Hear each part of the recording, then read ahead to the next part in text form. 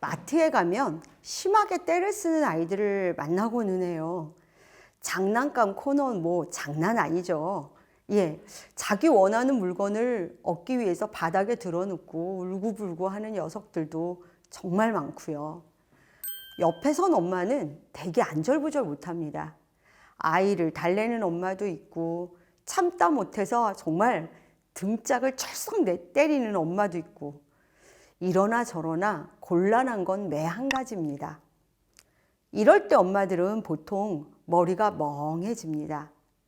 아이가 떼를 쓰는 것도 난감한데 또 지나가는 사람들의 시선도 곱지가 않잖아요.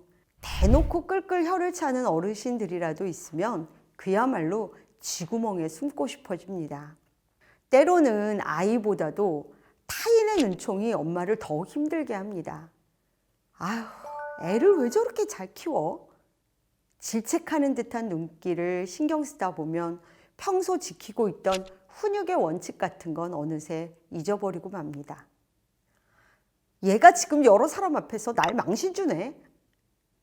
이렇게 느끼게도 되죠. 저희 아이는 왜 이렇게 막무가내일까요? 인지심리학을 공부한 김경일 교수는요, 한 강연에서 이런 이야기를 한 적이 있습니다. 딸과 함께 놀이공원에 갔는데 다른 아이들이 다 풍선을 들고 있으니까 딸도 풍선을 사달라고 조르더라는 거죠. 딸은 풍선을 그리 좋아하지도 않았고, 근데 자기만 풍선을 안 가지고 있는 게 불안했던 것 같아요. 부모 입장에 생각하면 놀이동산에서 큰 풍선은 필요가 없고 놀이기구를 타야 하니까 이게 전혀 무용지물이란 말이에요. 하지만 무조건 안 된다고만 하면 아이는 떼를 쓸 수밖에 없다는 걸 알았어요. 이때 얘는 왜 이렇게 땡깡을 부리지? 그런 대신에 주변 아이들이 다들 가지고 있으니 우리 아이도 갖고 싶어졌구나 라고 아이 마음을 읽어보면 부모도 불편하고 속상했던 마음이 덜어진다고 해요. 그곳에서 아이와 실랑이를 하는 대신 빠르게 장소를 옮기는 게 좋습니다. 풍선을 안 가진 아이들이 많은 곳으로, 모든 아이들이 풍선을 들고 있는 그 장소만 벗어나면 딸아이는 나도 풍선을 가져야 한다는 생각을 버리게 된다라고 김경일 교수님이 말씀하시는 걸 아주 주의 깊게 들었습니다. 이런 분들께요, 김금양 작가가 쓰고 정진호 작가가 그린 그렇구나라는 책을 소개해드리고 싶습니다. 이 책 보면요, 좀 더 아이 마음을 이해할 수 있을 것 같아요. 이 책 속의 아이는 어른들에게 부탁을 합니다. 접시를 깨고 콩을 와르르 쏟고 벽에 마구 낙서를 하고 이러면서 아이는 무언가를 하고 있습니다. 근데 어른들은 너 도대체 왜 이러니? 아니 얘가 진짜 엄마 마음을 다 뒤집어 놓네? 이러면서 화를 내죠. 그러자 아이는 결과만 보고 화부터 내는 어른들에게 제발 소리치지 말아주세요. 한숨 쉬지 말아주세요. 이렇게 부탁을 합니다. 그리고 일이 어떻게 일어나게 되었는지 그 과정을 이야기해 줍니다. 아이의 이야기를 들은 어른들은 그제서야 그랬구나 하고 공감하게 되죠. 아이가 실수나 잘못했을 때 일부러 그러지 않는 이상 아이들에게도 다 이유가 있습니다. 그럴 때 감정을 앞세워 아이를 다그치거나 화를 내기보다 아이의 이야기를 듣고 그랬구나 하고 공감해 주는 거, 이게 필요하죠.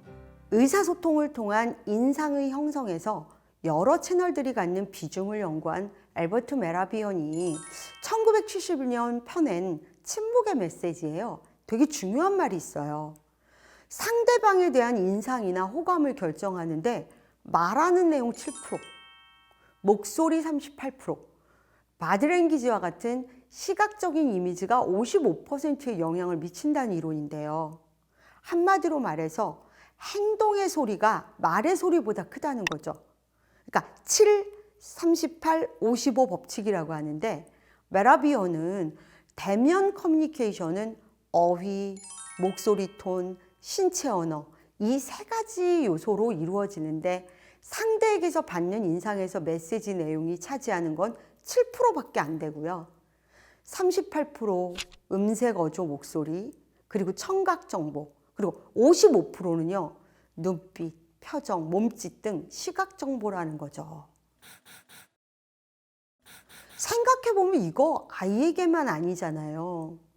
사실 저도 실수하면 일단 다른 사람들 눈치가 보이고 그 상황에서 실수가 나도 모르게 반복되기도 하거든요.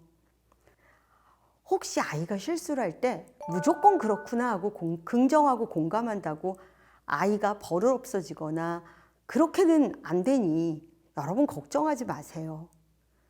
물론 그런 걱정이 들 수도 있지만 지혜롭게 이 문제는 해결할 수가 있습니다. 그래서 알려드립니다. 공감하는데도 순서가 있어요. 말하자면 우선 혼내고 나서 풀어주는 방식보다 마음을 읽어준 다음 이건 이렇고 저건 저렇다고 하는 이러한 방식으로 가는 게 좋습니다. 당연히 실수에 대한 책임을 가지게 하는 건 맞지만 그 마음이 들도록 일단 열어주는 작업 이거 먼저 하고 훈육이 들어가면 훨씬 촉촉하게 스미겠죠.